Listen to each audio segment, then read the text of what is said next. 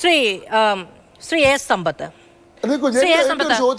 പ്രധാനമന്ത്രിയുടെ പ്രസ്താവന മുസ്ലിം സമുദായത്തെ ഉന്നയിച്ചുള്ളതല്ല, മുസ്ലിം സമുദായത്തെ ഉദ്ദേശിച്ചുള്ളതല്ല എന്നുള്ളതാണ് BJP പറയുന്നത്. നുഴഞ്ഞുകയറ്റക്കാരെന്നോ കൂടുതൽ കുട്ടികളെ പ്രസവിക്കുന്നവരെന്നോ പറഞ്ഞിട്ടില്ല. അപ്പൊ പിന്നെ പ്രധാനമന്ത്രി ഉദ്ദേശിച്ചത് ഹിന്ദുക്കളെയാണോ? മധു, ഇവിടെ ഇക്കാര്യത്തിൽ സംബന്ധിച്ച ഒരു കാര്യം, ശ്രീ നരേന്ദ്രമോദിയുടെ ഈ തെരഞ്ഞെടുപ്പ് കാലത്തെ ഒന്നിലേറെ പ്രസംഗങ്ങൾ നിരവധി മാധ്യമങ്ങളിൽ റിപ്പോർട്ട് ചെയ്തു വന്നിട്ടുള്ളത്, ഇംഗ്ലീഷ്, ഹിന്ദി, നമ്മുടെ മലയാള ഭാഷാ പത്രങ്ങളിലും മാധ്യമങ്ങളിലും റിപ്പോർട്ട് ചെയ്തിട്ട് വന്നിട്ടുള്ളത്, സോഷ്യൽ മീഡിയയിൽ അത് ലൈവായി വന്നിട്ടുള്ളത്, അത് BJPയുടെയും RSSൻ്റെയും പ്രവർത്തകർ തന്നെ ആ വിധത്തിൽ ലൈവായി അതിൻ്റെ സംപ്രേഷണം നടത്തിയിട്ടുള്ളത്. ഇതെല്ലാം നമ്മൾ കണ്ടതാണ്, കേട്ടതാണ്, ചർച്ച ചെയ്തുകൊണ്ടേയിരിക്കുന്നതായ കാര്യമാണ്. ഇത് അങ്ങേയറ്റം വിഷലിപ്തമാണ്. വിഷലിപ്തം എന്നുള്ളത് വിഷലിപ്തം തന്നെ, അതിന് മറ്റൊരു പദപ്രയോഗവും നമ്മൾ കൊടുക്കേണ്ടതായിട്ടില്ല.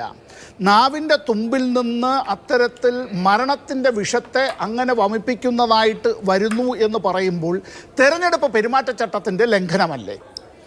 അത് തെരഞ്ഞെടുപ്പ് പെരുമാറ്റച്ചട്ടത്തിൻ്റെ ലംഘനമാണ്, പൂർണ്ണമായ ലംഘനമാണ്.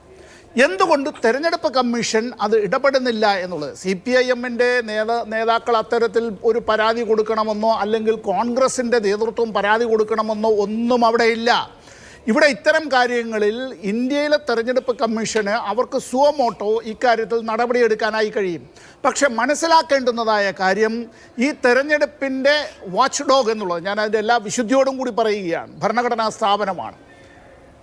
യജമാനൻ മതിൽ ചാടിയാൽ എത്ര തവണ മതിൽ ചാടിയാലും ആ വാച്ച് ഡോഗ് ഒന്ന് കണ്ണ് ചിമ്മുക പോലുമില്ല, പിന്നല്ലേ കുറയ്ക്കാനായിട്ട്.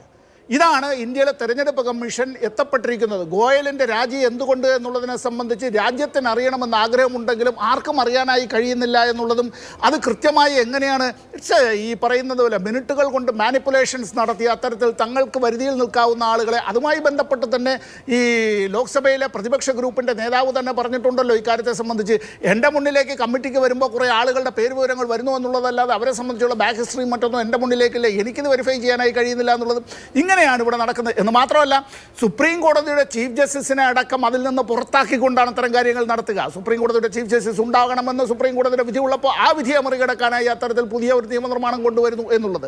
ഇവിടെ ഞാൻ ഈ പറഞ്ഞ കാര്യങ്ങളിൽ നമ്മുടെ ഇവിടെ ഈ സാമ്പത്തികമായ അസന്തുലിതാവസ്ഥയും ഇതുമായി ബന്ധപ്പെട്ടാണ് ഈ ചർച്ച നടക്കുന്നതെങ്കിൽ, പ്രിയപ്പെട്ട ശംഖു പറഞ്ഞതിനകത്തൊരു ഫാക്ച്വൽ എററുണ്ട്. എന്താണെന്നറിയോ? ഇന്ത്യയുടെ ഭരണഘടനാ നിർമ്മാണ സമിതി അംഗീകരിച്ച് നമ്മുടെ മുന്നിലേക്ക് വരുന്ന സമയത്ത് അതിനകത്ത് സംവരണം എന്നൊരു കാര്യം ഇല്ല.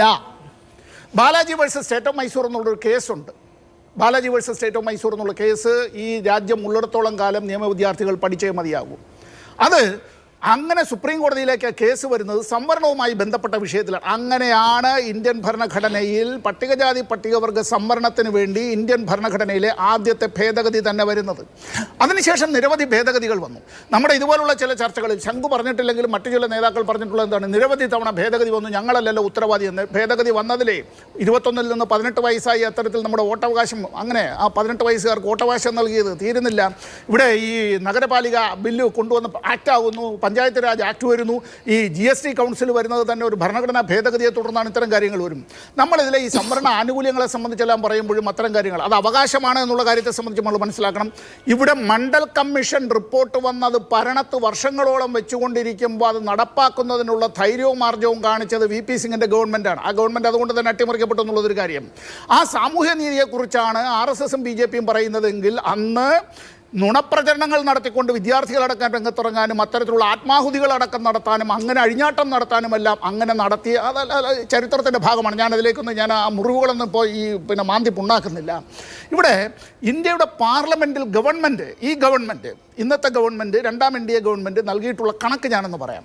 നമ്മുടെ സിവിൽ സർവീസ് ഉണ്ടല്ലോ, ആ സിവിൽ സർവീസ് ഇന്ത്യയിലെ മറ്റു പിന്നോക്ക വിഭാഗങ്ങൾ എന്നുള്ളത് മൊത്തം ജനസംഖ്യയുടെ 50% ഉണ്ട് എന്നുള്ള കാര്യത്തിൽ നമുക്കാർക്കും ഒരു തർക്കമില്ല. നമ്മൾ 3 പേരും 3 വ്യത്യസ്ത രാഷ്ട്രീയ ചേരികളിലാണ് നിൽക്കുന്നതെങ്കിൽ നമുക്കൊരു തർക്കമില്ല. It's A fact. Facts do not cease to exist because they are ignored. അപ്പോൾ 50% ജനസംഖ്യ OBC ആണെന്ന് പറയുമ്പോൾ ഇന്ത്യയിലെ ഈ യൂണിയൻ ഗവൺമെൻറ്റിൻ്റെ കീഴിലുള്ള സിവിൽ സർവീസിലും മറ്റ് പൊതുമേഖലാ സ്ഥാപനങ്ങളിലുമായി അവരുടേതായിട്ടുള്ള പ്രാതിനിധ്യം എന്നുള്ളത് വെറും 15.92%. അത് 7.65% മാത്രമാണ് അവരുടേതായിട്ടുള്ള പ്രാതിനിധ്യം. 3.8% മാത്രമാണ് പട്ടികവർഗക്കാരുടേതായിട്ടുള്ള അവരുടേതായിട്ടുള്ള പ്രാതിനിധ്യം. തീരുന്നില്ല. ഇവിടെ സിവിൽ സർവീസിൽ ഇത്തരത്തിൽ ഇന്ത്യ ഗവൺമെൻറ്റിൻ്റെ കീഴിലുള്ള ജോലികളിൽ ഇന്ത്യ മൊത്തം എടുക്കുമ്പോൾ മുസ്ലിങ്ങളായിട്ടുള്ള ജനസംഖ്യയിൽ നിന്ന് 4.9% മാത്രമാണ് സിവിൽ സർവീസിൽ അവരുടെ പ്രാതിനിധ്യം എന്നുള്ള കാര്യത്തെക്കുറിച്ച് കൂടി പറയണം. ഇനി സ്ത്രീകളുടെ കെട്ടുതാലി എന്നൊക്കെ പറയുമ്പോൾ അതിന് വൈകാരികമായ ഒരുപാട് കാര്യങ്ങളുണ്ട്. ഈ ചില നമ്മൾ ഇത്തരം കാര്യങ്ങൾ പറയുമ്പോൾ ഈ കെട്ടുതാലി അല്ലെങ്കിൽ നിങ്ങളുടെ വിവാഹമോതിരം എന്നൊക്കെ പറയുമ്പോൾ അത്തരം കാര്യത്തിൽ അത് ഈ പെട്ടെന്ന് മനുഷ്യൻ്റെ വിവേകത്തെക്കാൾ ഈ വികാരത്തെ തീപിടിപ്പിക്കുന്നതാണ്. ഇവിടെ ഇത്തരം കാര്യങ്ങൾ ചർച്ച ചെയ്യുമ്പോഴും ചർച്ച ചെയ്യാതെ പോകാൻ നിങ്ങൾ ആഗ്രഹിക്കുന്ന എന്താണ്? ഇന്ത്യ ഗവൺമെൻറ്റിൻ്റെ കണക്കനുസരിച്ച് തന്നെ കാർഷിക വൃത്തിയിൽ ഏർപ്പെട്ടിട്ടുള്ള ഗ്രാമപ്രദേശങ്ങളിൽ ജീവിക്കുന്നതായിട്ടുള്ള ഇന്ത്യയിലെ വെറും സ്ത്രീകളെ ഈ 42% സ്ത്രീകൾ കാർഷിക മേഖലയിലാണ് നമ്മുടെ ഗ്രാമപ്രദേശങ്ങളിൽ. അവർക്കാകെയുള്ള അവരുടെ സ്വത്ത്, നമ്മൾ റിസോഴ്സിനെ കുറിച്ചും ഇവിടെ അസറ്റിനെ കുറിച്ചും ഇല്ലേ നമ്മൾ ചർച്ച ചെയ്തല്ലോ. ഇന്ത്യയിൽ ഈ പറയുന്ന ഇതിൽ 2% മാത്രമാണ് ഈ 42% ആളുകളുടെ കയ്യിലുള്ളത്. 2% അസറ്റാണ് ഈ രാജ്യത്തിൻ്റെ മൊത്തം സ്വത്തിൽ ഈ 42%. അത് സ്ത്രീകളുമാണ് എന്നുള്ള കാര്യത്തിൽ അതിൽ ഈ പറയുന്ന 42% ആളുകൾ സ്ത്രീകളായി ജോലിയെടുക്കുന്നവർ. ഇന്ത്യയിലെ ഇപ്പോൾ ഓക്സ്ഫാമിൻ്റെ റിപ്പോർട്ടിനെ കുറിച്ചൊന്നും ഞാൻ പറയുന്നില്ല, നമ്മുടെ നിലവാരത്തെ സംബന്ധിച്ചൊന്നും പറയുന്നില്ല. പ്രധാനപ്പെട്ട വിഷയങ്ങളിൽ നിന്ന് വഴിതിരിച്ച് കൊണ്ടുപോവുക എന്നുള്ള പ്രധാനപ്പെട്ട വിഷയങ്ങൾ എന്താണ്? തൊഴിലില്ല, സ്വകാര്യവൽക്കരണം നടപ്പാക്കുന്നു, രാജ്യത്തിൻ്റെ പൊതുമേഖല വിറ്റു തുലയ്ക്കുന്നു, ഇലക്ട്രൽ ബോണ്ടുകൾ ഉൾപ്പെടെയുള്ള അഴിമതി, ആ യുദ്ധത്തിൽ അഴിമതി എന്നുള്ളതിനെ വ്യവസ്ഥാപിതമാക്കുന്നതിന് വേണ്ടിയുള്ള ശ്രമങ്ങൾ നടക്കുന്നു, എല്ലാ ഭരണഘടനാ മൂല്യങ്ങളും അട്ടിമറിക്കുന്നു. ഇത്തരം കാര്യങ്ങളെ സംബന്ധിച്ചുള്ള ചർച്ചകൾ പാടില്ല എന്നുള്ളത്. അതിന് ഏറ്റവും നല്ല കാര്യം വർഗീയതയാണ്. വർഗീയത കെട്ടഴിച്ചു വിടുക എന്നുള്ളതാണ്. ആ വർഗീയത കെട്ടഴിച്ചു വിടുന്നതിന് ഏറ്റവും മുകളിൽ തന്നെ ഈ രാഷ്ട്രത്തിൻ്റെയും ഭരണഘടനയുടെയും സംരക്ഷകരായിട്ടുള്ള ആളുകൾ തന്നെ അതിൻ്റെ ഭാഗഭാക്കാകുക എന്ന് പറയുമ്പോൾ, കാരണം ഇപ്പോൾ ഈ ശ്രീ മോദിയുടെ പ്രസ്താവന എന്ന് പറയുമ്പോൾ അതിന് കിട്ടുന്നൊരു മൈലേജ് ഉണ്ടല്ലോ. നാഷണൽ പ്രസ്സിലായാലും ഇൻ്റർനാഷണൽ പ്രസ്സിലായാലും മീഡിയയിലുമല്ല അത് അത്തരത്തിലെത്തുന്നത് എല്ലാ വീടുകളിലേക്കും എത്തുകയാണ്. എൻ്റെ ഭാര്യയുടെ കെട്ടുതാലി പോവുക എന്ന് പറഞ്ഞാൽ സ്വാഭാവികമായ ഒരു പുരുഷനുണ്ടാകുന്ന അവസ്ഥ എന്താണ്? എൻ്റെ മക്കളെ ആ വിധത്തിൽ അവരുടേതായിട്ടുള്ള ഭാവി അപകടത്തിലാകുക എന്ന് പറഞ്ഞാൽ രക്ഷകർത്താക്കൾക്കുണ്ടാകുന്ന അവസ്ഥ എന്താണ്? എൻ്റെ രക്ഷകർത്താക്കളുടെ, എൻ്റെ അപ്പൻ്റെയും അമ്മയുടെയും ജീവിതം അപകടത്തിലാണ് എന്ന് പറഞ്ഞാൽ സ്വാഭാവികമായി അവരുടെ മക്കൾക്കുണ്ടാകുന്നതായിട്ടുള്ള വേദന എന്താണ്? ഇതാണ് ചെയ്യുന്നത്. എന്ത് ശല്യപ്പെടും എന്ന് രാഷ്ട്രീയത്തിൽ അറിയാത്തവരാര് എന്നുള്ളത് നമുക്ക് ചിന്തിക്കാവുന്നതേ ഉള്ളൂ.